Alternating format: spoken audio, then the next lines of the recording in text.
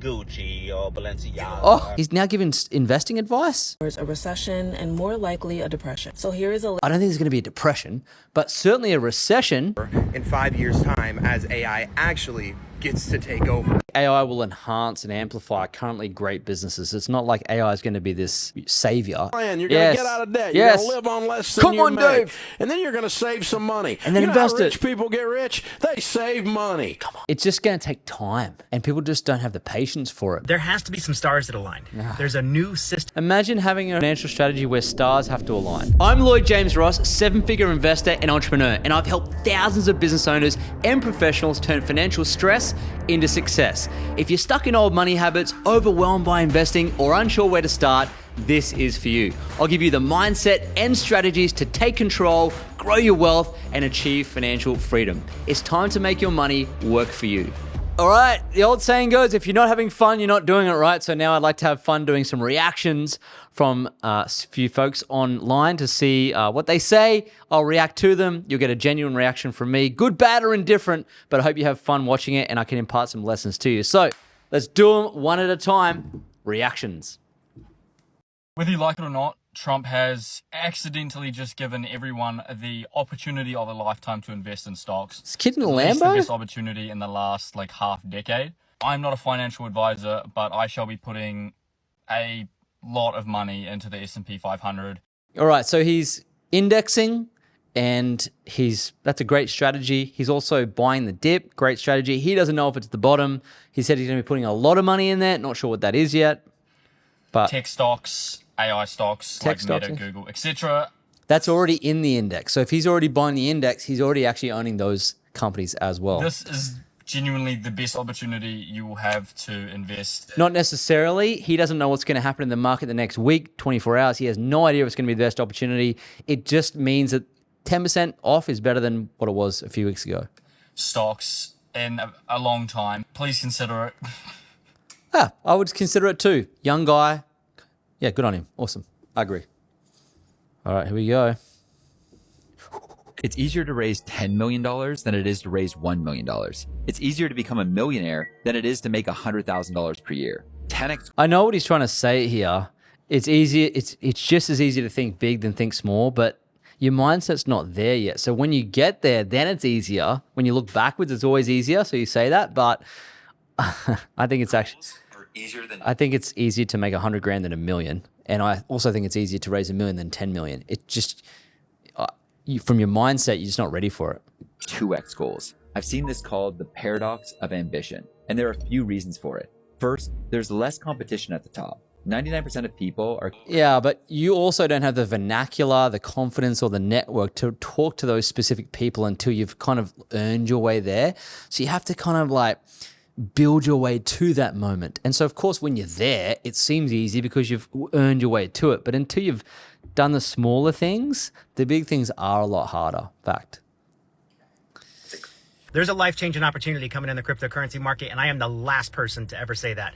I have worked with wealthy individuals all over the United States, and not one time has ever anyone come up to me and said, hey, I made all this money by investing in crypto. I know it can happen, but it's very rare. Yes. Every time someone... The only people that actually did it were the ones that purchased way before it was a thing, and now everyone's trying to replicate it because they're all suffering from recency bias.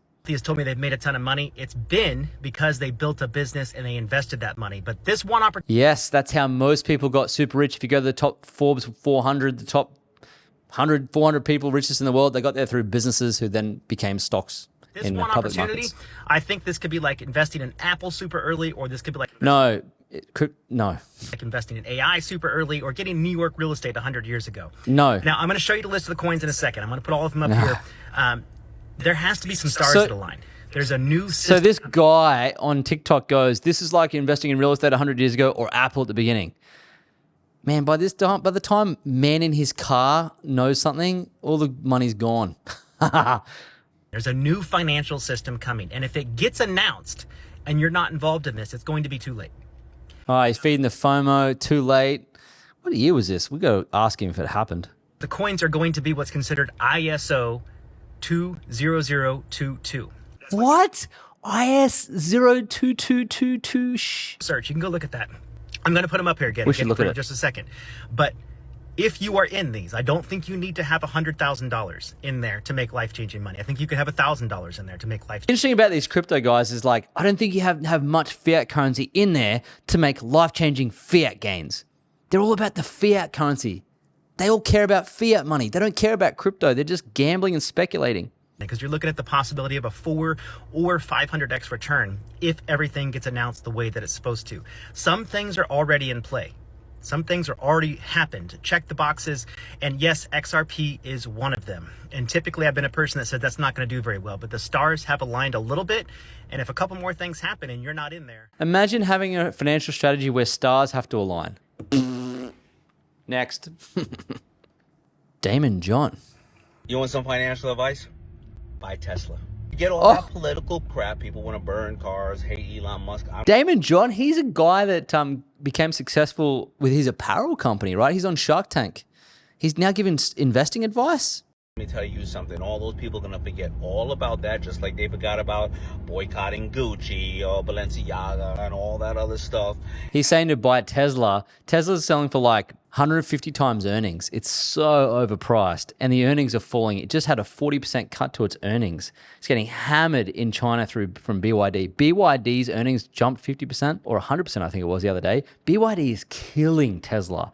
Tesla's a car company at the moment, and people are talking about Optimus robots and moving in there, but they're also getting huge competition, even in robotics, from China. Man, I wouldn't touch Tesla with a 10-foot pole. That stock is going to go back up. It was at 462 in December. It is now at 250. His whole investment strategy is off a price. You can't determine the value of a business off a price it's selling for. You have to look at the underlying earnings and the ability for it to continue to earn that into the future to see if it's worthwhile doing. I just don't know where Tesla's going to be in 20 years to have any certainty around whether I'd buy that business. So I don't think that's... That is almost 50% off. And I'm going to tell you why Tesla is the... If something's expensive, super expensive, and it's 50% off, doesn't mean it's cheap. It's still super expensive, even 50% off. So I wouldn't listen to that. I'd listen to Warren Buffett. In 5 years, you guys will either be in a mansion or living in a shack, depending on the financial decisions that you make over the next couple months and this year. In a shack? Who lives in shacks? Trump has gotten into office, the stock market has been crashing. Now, if history repeats itself, and it very frequently does, especially with the S&P 500. It does. History doesn't repeat, but it rhymes. It's very similar. You look at the last history of the last 100 years. Be a total market tank forever and always. This True. is going to be a really awesome buying opportunity. Think about it this way. If we are just on the cusp of an... It could be a good buying opportunity. It's only a small 10% correction. It's not massive. Stocks are still overpriced. Majority of stocks are overpriced. AI takeover. You really think that with all of these technology and AI stocks tanking right now because of the bubble that was created pre-Trump coming into office, will be worth less or more in 5 years' time as AI actually gets to take over?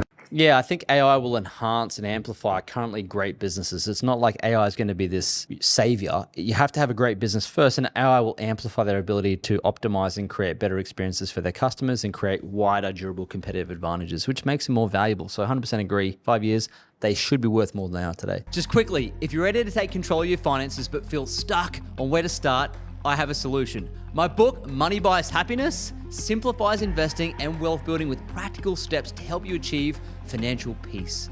Get your copy via the link in the show notes, and let's get your money working for you. Now back to the episode. Big Dave. Big Davey Dave. If you do these 5 things, you will win with money 100% of the time.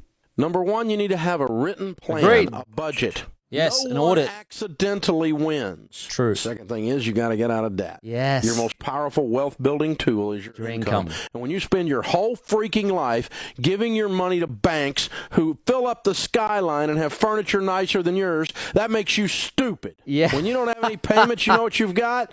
Money. Yes. Live on less than you make. Number Yes. 3. In the house of the wise are stores of choice food and oil, but a foolish man devours all that he has. Yes. If you spend everything you make, you're Agreed. a fool. Yes. You're going to get on a plan. You're going Yes. to get out of debt. Yes. You're going to live on less than Come you on, make. Dave. And then you're going to save some money. And then you know invest how rich it. people get rich? They save money. I don't know if I agree with Dave Ramsey's investment assumptions. I don't give a crap. I love Dave. 100% agree with all that. It's just so simple. There you go. I agree with Dave. Big Dave. Oh, the wolf. The Wolf of Wall Street. The best investment of all is literally S&P 500 index fund, balanced by a couple of other things, but primarily that, and reinvesting your dividends, making frequent contributions, small as they might be or as big as they be along the way. And if you do that, you're going to blow away like 97% plus of all the fund managers out there. That's true. It's like 90%. You are going to beat the professionals if you just buy a broad-based index fund like the S&P 500. Warren Buffett and Charlie Munger have mentioned this multiple times at their annual shareholder conference. It's widely known. It doesn't mean it's going to work forever, but it is very sensible. I would suggest, though, that the best investment you can make is in a business that amplifies your income. And the best passive investment you can make is arguably the S&P 500 index fund. Consistent basis. Warren Buffett's got a great saying, because I'd rather give my money to a bunch of blind monkeys throwing darts at the S&P. They'll do better than the money managers than usual. They can't compete with the blind monkeys. The problem is there's not a lot of blind monkeys around throwing darts. So essentially, the S&P 500 index fund, which was invented by Vanguard. Yes, it was. In 1970, Jack Bogle he founded Vanguard, and they invented the first index fund. Became one of those things where if you can't beat them, join them. So now all the biggest firms have their own version of that, whether it's BlackRock or Schwab, they all have it. In the book, I go through the best ones of all. But that is like a shortcut to beating the market on a... It's just going to take time, and people just don't have the patience for it. But I would say the best investment you can make is in your skill set, then start a small business, and then with the proceeds and profits, something like the S&P 500 makes a lot of sense. It's very, very scalable, and you can scale your money without scaling your problems. The Wolf of Wall Street, flipping heck. He's a federal flipping crook, and he's like giving great advice. Let's go. No income tax for anyone making less than $150,000 a year. This was re-announced by Trump today. Even the Commerce Secretary came out and agreed that we could actually do this. It sounds like they're getting very serious about it. There was 3 big things they announced in this press meeting today. One was about tariffs, and they were going to be able to negotiate with China. They would get that deal done. The markets loved it. Another thing was... I don't know whether they're going to make enough income from tariffs to eliminate the Internal Revenue Service or the taxes for people under 150K. Like I think the objective was to make lots of money, and I think they are making some money from tariffs, but I just don't think it's going to be enough. And we have to see what happens with the tariffs, where they fall, and whether they're sustainable, and whether that can offset a lot of the income tax revenue or the IRS service in the United States. It doesn't look like it's going to happen. It's a good goal. I like it, but it begs the question whether there's enough income from tariffs. They said that they were working with Powell. They would not fire Powell, and that they were going to get rate cuts. They constitutionally can't fire Powell very soon. Now, the income tax part is very interesting because they are re-bringing this up, and they sound like they're very serious about it. Now, right here, one of the big things that they said was, and a lot of people are asking about this, saying, hey, is this $150,000 a year per household? Or if it's married, could we have $300,000 and not pay taxes? Because a lot of reporters are saying that this is taking from the rich and giving to the poor, which really isn't Donald Trump's MO. So that's not typically what... I think what they're trying to do is they're trying to give some level of relief to Main Street, because Wall Street's done so well in the United States for so long. They want to see Main Street do well, which is what made the 50s and 60s such a great era. Everyone was doing well, and that's a great goal. I mean, I'm all for that. Hopefully it works out. Big Cody Sanchez. I love Cody Sanchez. She's good.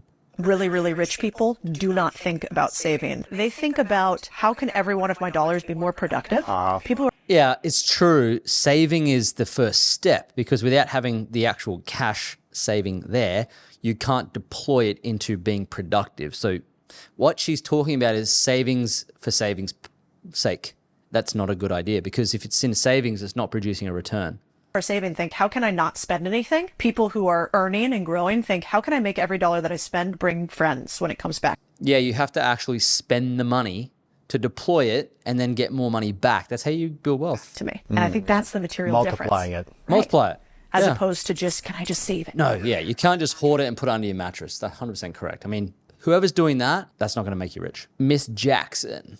Unless you are living under some kind of rock, then you should know that America is headed towards a recession and more likely a depression. So here is a... The depression in the 30s only happened because they didn't open credit for credit to flow. So there was bank runs, and they're not going to create bank runs. They could have done that in the GFC, but they loosened the credit supply up and they prevented bank runs. So I don't think there's going to be a depression, but certainly a recession. List of monetary and not... for a recession, almost certain to happen because the tariffs are going to create a lot of unemployment in certain sectors and inflation is going to go up in the short term.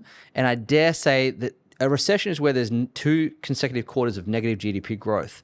And it's fairly likely that that may happen because of the tariffs, because of the fall in real estate prices, because interest rates are higher.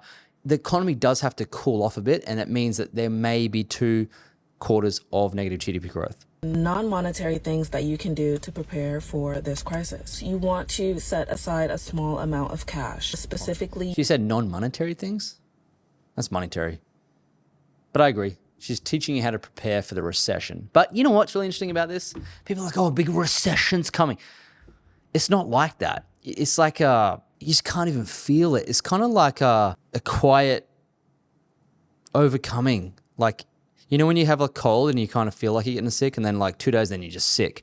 It's slow. And it's not as drastic as what people think. We're probably more so in a quiet recession now, so you're probably already experiencing it. If you're finding it harder to live day by day, you're probably already in a recession. So it's what it feels like. It sucks, but it's not like suddenly it happens and then like a hole opens up in the earth and you fall in it and you die. It's not like that. So that was it with our reactions. Hope you enjoyed those. They were fun. Some great stuff there, some not so great stuff there. It's nice to react there. There's some sensible stuff going on, and it's great. If you can listen to the sensible stuff, awesome. Power to you. If you can avoid the stuff that's not effective, that's how you get ahead, all right? So hope that's been fun, and I'll see you in the next episode. Thanks for listening to Money Grows on Trees. If you enjoyed the episode, leave a 5-star review on Apple Podcasts and Spotify, and subscribe to us on YouTube so you never miss an episode. And if you're serious about building wealth, make sure to check out the links in the show notes and follow me on all social media platforms at Lloyd James Ross for more. See you in the next episode.